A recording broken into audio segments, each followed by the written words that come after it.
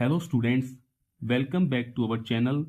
This dictation is specially prepared for steno aspirants and candidates appearing for the senior scale stenographer examination. The speed of this passage is 100 words per minute. Get your notebooks ready, sit comfortably, maintain proper posture and focus on accuracy along with speed. We will begin in 5 seconds. 5, 4, 3, 2, 1, start. In the High Court exercising its constitutional jurisdiction, a writ petition was listed for admission and interim relief challenging an administrative order issued by a statutory authority. Full stop.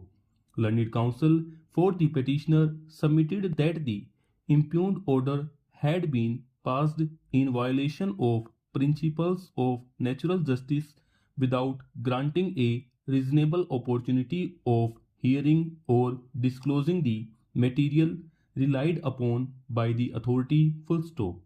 It was argued that the decision making process suffered from arbitrariness and non application of mind, thereby rendering the order liable to be quashed on grounds of illegality and procedural impropriety. Full stop.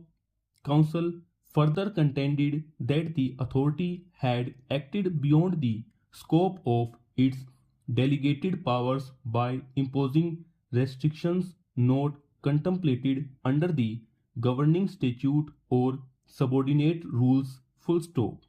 According to the petitioner, the order imposed disproportionate obligations that adversely affected livelihood and reputation without any supporting evidence demonstrating misconduct or breach of statutory duty. Full stop.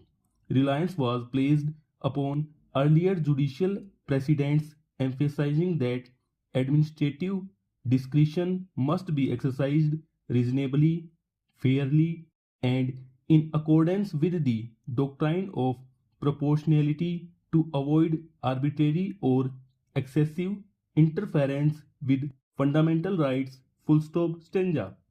The learned government advocate opposed the petition at the threshold and submitted that the writ jurisdiction should not be invoked when an effective alternative statutory remedy was available to the petitioner. Full stop.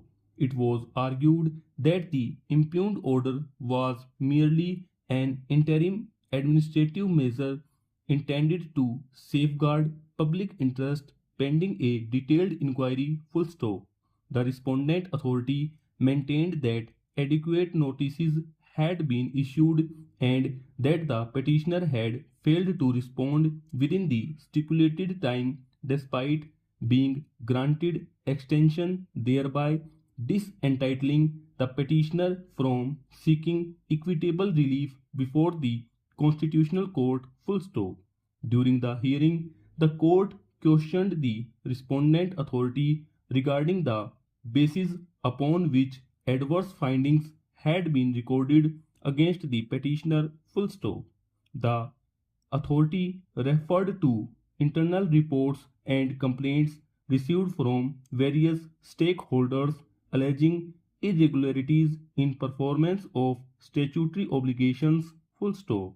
Counsel for the petitioner objected that such material had never been supplied and therefore could not be relied upon without affording an opportunity to rebut or clarify the allegations. Full stop. The court observed that transparency in administrative proceedings was essential to maintain fairness and to prevent decisions founded upon undisclosed or unverifiable material. Full stop. Attention was also drawn to the timeline of events leading to issuance of the impugned order. Full stop.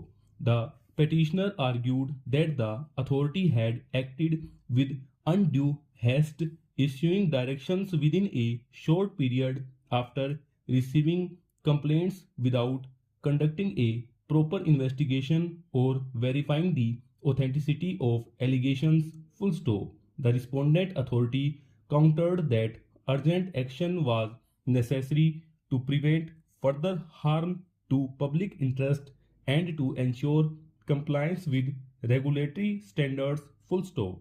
The court indicated that while administrative efficiency was important, it was not come at the cost of procedural fairness or reasoned decision making. Full stop.